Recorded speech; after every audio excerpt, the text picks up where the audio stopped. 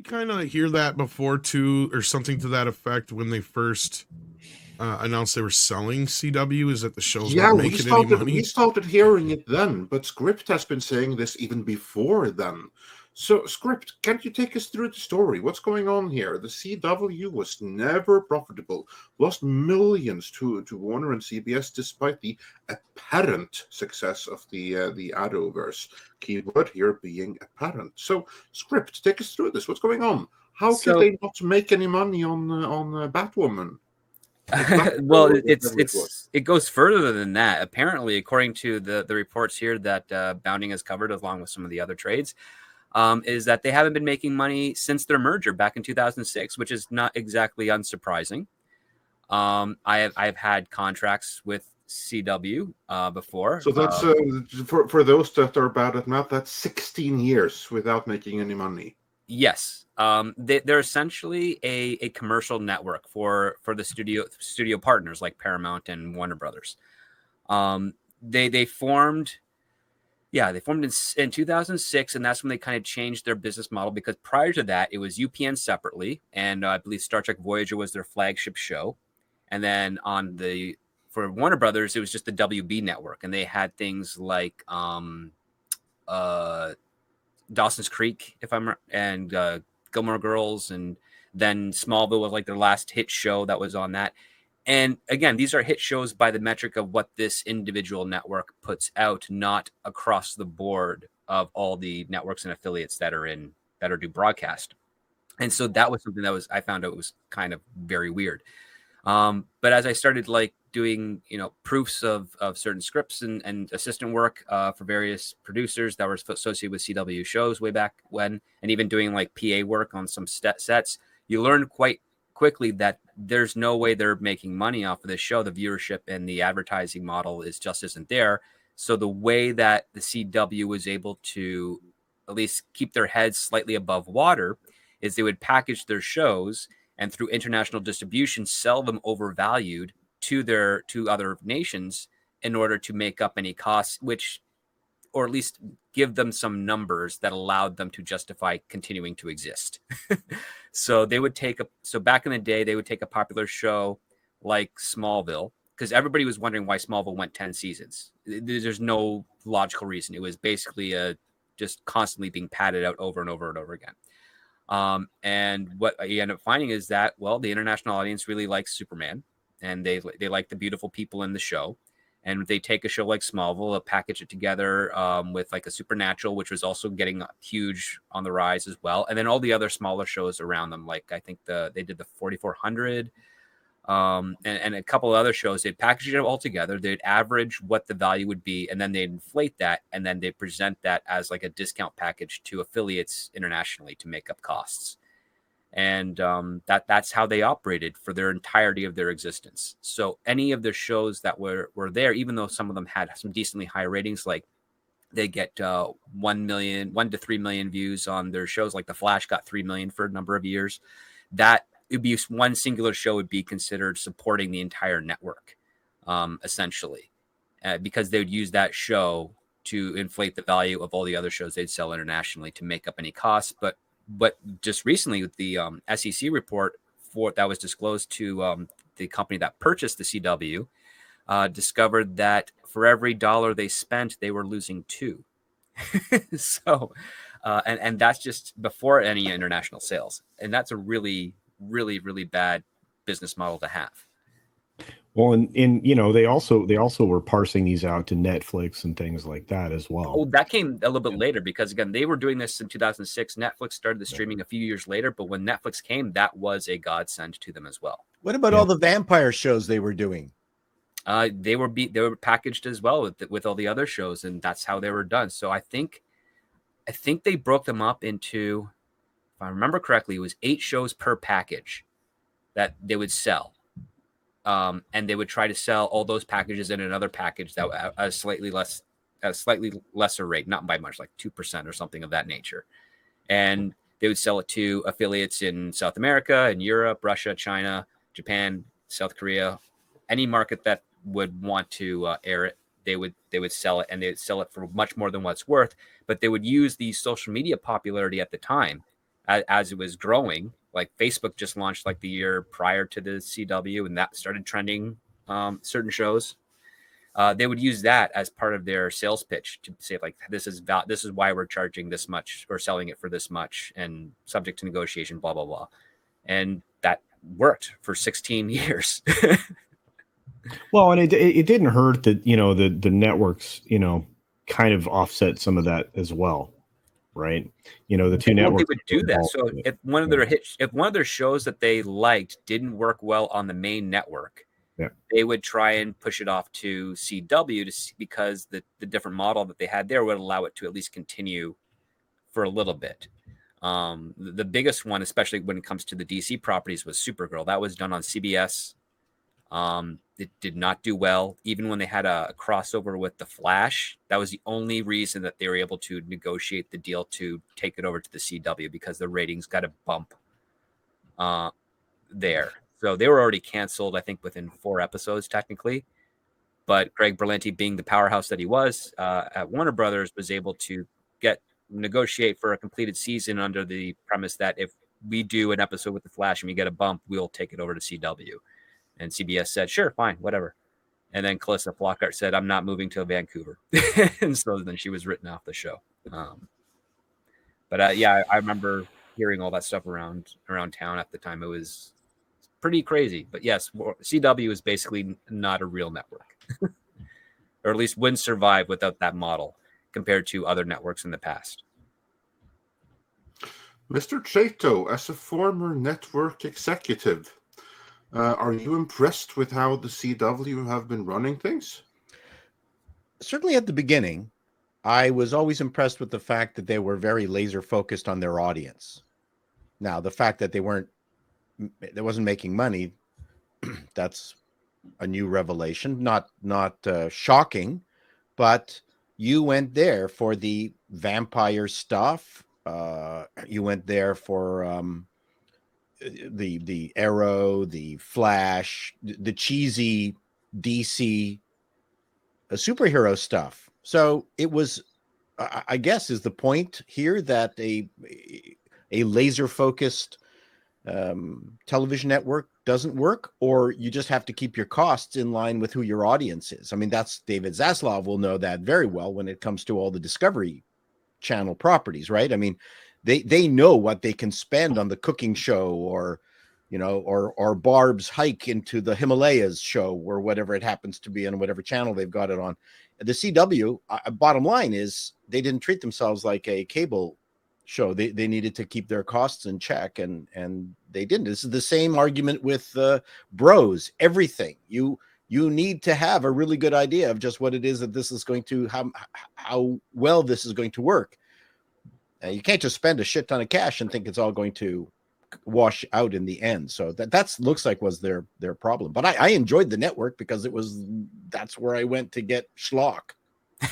Well, that's the other part too, and this is something that I brought up before on this show, and also with Midnight's Edge After Dark, which is that since the CW's formation in 2006, they have never made a breakout actor as a network. Like they don't cast people that will, go beyond their level of quality on a project. It's really hard to nail down. Like even if you wanted to say argue Chris Pratt, well, that was under WB and whatever show he was on, and he left that to go do Parks and Recreations, and that elevated him to eventual stardom.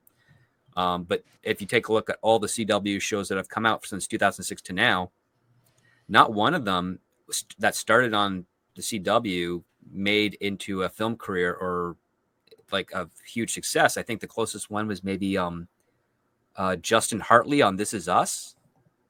But that's another network show, but he's not doing features. He's not getting tons of offers in any way or shape or form like other networks would do to make stars back in the day. And there's a reason for that. And I learned this from the casting directors, is that they'll look for good looking people who can do what they need them to do acting wise, but they're not necessarily looking for great actors, because they know a great actor will start getting offers and then will want more money, and then they can't afford them, and then they'll leave the show, and then they have to restart and reboot the show. And I mean, I didn't think that was a very good model to have, but it's what the CW did for pretty much its entirety.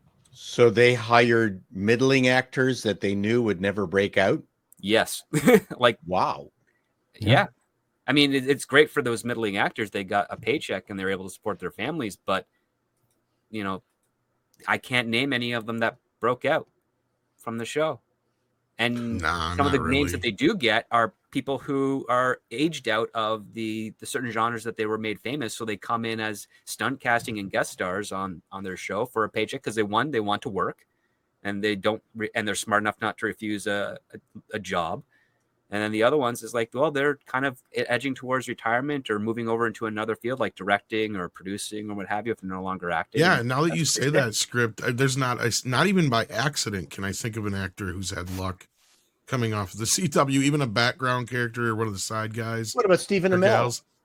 He got His one movie career shot tanked. with Mutant Turtles, and he's done. But he's got, I think, Heels he's doing for FX, I think. Yeah, he'll he be has a able to very- continue on doing. He was great little in things, Mutant yeah. Ninja Turtles. Oh, movie didn't Paul, do we well. got to talk.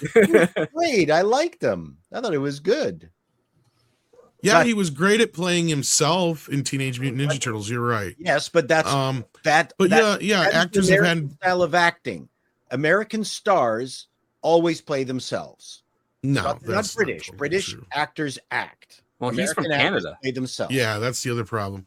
But no, you're right. They've actually had more luck getting into sex cults than they have in movies. Oh my! Oh boy. Listen, all I can say is that the fan fest that we attended, his table was very well lined up. Oh yeah, he's got fans. Same with Jensen Ackles. That guy's got tons of fans. But again, they're not elevated beyond that level of.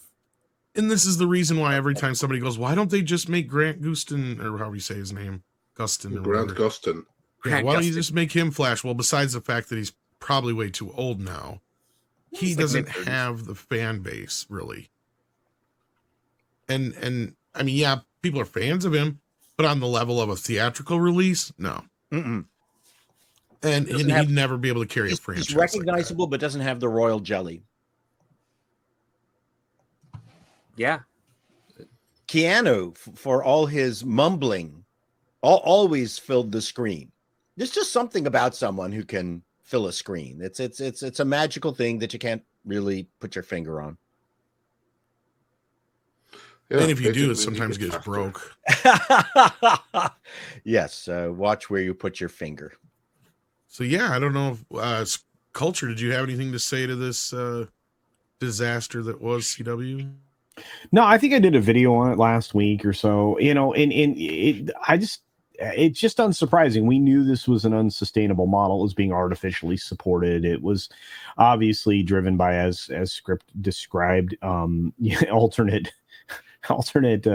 funding mechanisms through selling it to somebody else. But aside from that, I mean, you know, all these shows have nowhere to go now. I mean, this is as the CW wraps up with Nexstar. This is the final season of Flash and all this other stuff. They are going a completely other direction with the new version of the CW. even they have their Walker Texas Ranger reboots and their Supernatural prequel. Those are all subject to not exist in the next year or two. Yeah, And I do believe that Warner Brothers and CBS will retain 15% or less of the company after the sale to a degree, if I'm not mistaken. Yeah, they have exactly 12.5% each, and there's a forced purchase date in either 2024 or 2025. I'd have to look up my story again, but and that's the point at which they both will be out. Now they can actually take, as of next year, Nexstar can take full ownership on a buyout. But there's a forced buyout target. Do you have any idea of what kind of programming they're planning for? They're leaning heavily more into the unscripted. They're going to start. They have some of their own shows. So they have their own stuff. Yeah, and they're gonna do a little purchase here and there.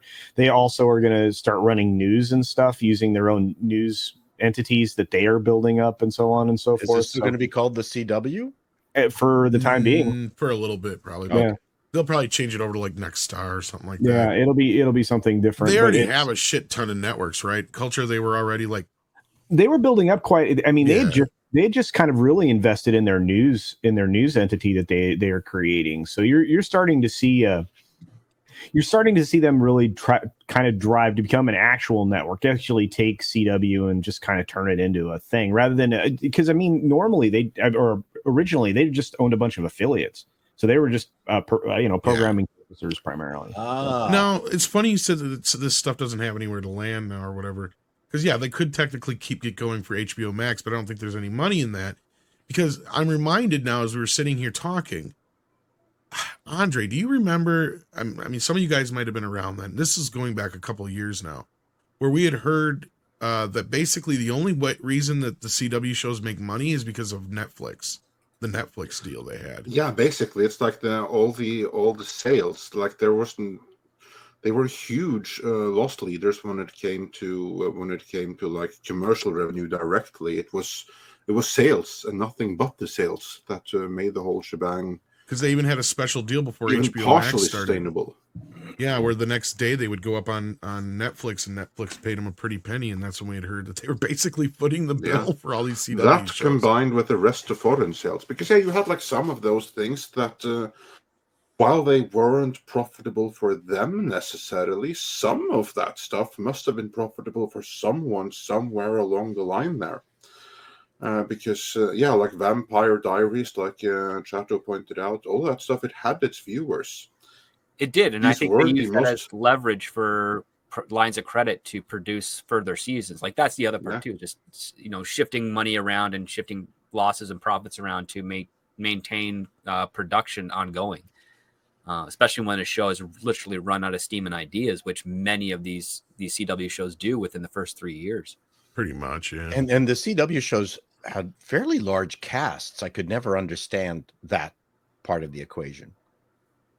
Well, that's what happens when you have to have a team for your male superhero, Paul. You can't, And they brought in Supergirl back into the fold briefly. And they did that as like they cut the budget of that big time. Well, this is usually how it goes. They get a set budget for their series, but they never get a budget increase. So when you take a look at the first half of like the first season, there's lots of exterior shots and lots of extras and people crowding the background to make the world lived in. But once you get to season 3 or 4, it's just the main cast standing in a room talking. You don't see anyone outside. You don't see any interacting. You literally had seasons of The Flash, which I used as basically an anesthetic so I'd fall asleep whenever I couldn't fall asleep. And the Flash would be running down Central City and he'd be going at super speed, but there's nobody on the road, no cars, no people, nothing. It's a dead city. But he's running and he's super fast, and we're supposed to believe that there's other people living here and there's a threat, but you never see a crowd. Like there's no verisimilitude in their shows once they get to a certain point, because the actors negotiate higher salaries and they cut that money from their extras and day players. And they rely so heavily on their standing sets, which is a good thing to do for a show because you want to get the most money out of building such an elaborate set. But when 99% of the episode is there and they try to not call it a bottle show when it is, you're kind of robbing people of the fact that, oh, you're dealing with a character with supernatural powers, yet he's not doing any supernatural powers other than complaining, we have to stop this person for 42 minutes. It's like, that's pretty bad. That means that you're not budgeting your episodes properly. You're not, and also like the whole team model. And I mean team, like TEAM, not TEEN. The team model where the superhero doesn't do things on their own. They have to have a support group in order to achieve victory. That takes away from it as well, because you could never have a budget. I mean, you literally can't have a budget like Quantum Leap back in the day, where your main cast was just 2 actors, Dean Stockwell and I can't believe I'm blanking on it, Scott Bakula. That show had a very conservative budget for what it was doing. It would reuse other people's sets before they were torn down. Have fun with it. The current Quantum Leap has a cast of like 6 regulars. It's canceled. It's canceled. and it's really, well, there's reasons for that script, but the thing is, it's very CW. It is yeah. It's a very CW show. You cannot have an independent, a single character of their own agency be a hero. They have to have a hacker, they have to have an administrator, they have to have a security guard, and then they have to have a love interest. It's ridiculous that they have to have all these people, but they do that so that they can chew up time in the episode and make their day and make their seasons. Yeah. And Mexican Iron Man wants to take a moment to thank Jennifer Lawrence for creating Mexicans. There you I go. think Yeah. that's very noble of him. In Man, addition to the CW and everything else, and DC Comics. Oh, and I'm sure she had a lot to do with that. man, she got slammed. Well, I've never seen anyone jumped on as badly. Oh, Variety's running a sequence of these ridiculous things, these women power garbage. This is the third time that these trades have done it this year. Well, Lord knows in a week or two we're going to hear that Taylor Swift was the first woman to ever direct anything. Well, it's Totally also funny Did I what, not get away from this woman? Chris Moore got for his Bring Men Back to the MCU. Make Marvel male I again. think he got ratioed, actually, unless it was a... Not anymore, I don't think. I think he's got like almost 5,000 likes compared to... Oh, like, okay. Because Because like the media started covering it. Like he got some legit press coverage. Yeah, and some other guys did some videos and stuff about and it. We also brought it the up Mary other day when he was Sue here. did That was just dumb. So get going, Chris. We have to talk about that come Monday. Oh man, people Come just Monday. way too seriously. But I wasn't kidding. I mean, Variety right now, they have Michelle Yeoh and Kate Blanchett. Women do everything better than men or some shit in today's Variety. I was like,